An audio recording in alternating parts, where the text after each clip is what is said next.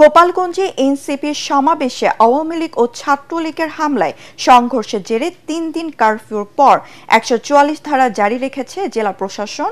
এ সময় জেলার যে কোনো স্থানে সব ধরনের সভা, মিছিল বা জনসমাবেশ নিষিদ্ধ থাকবে।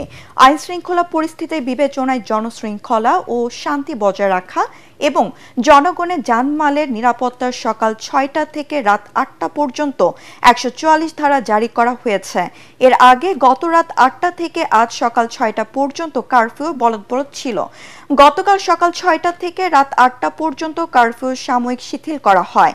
এদিকে হামলা ও সংঘর্ষের ঘটনায় পৃথক ৪ মামলায় এ পর্যন্ত ৩০০৮ জনকে আসামি করা হয়েছে আর গ্রেফতার করা হয়েছে ৩০৬ জনকে।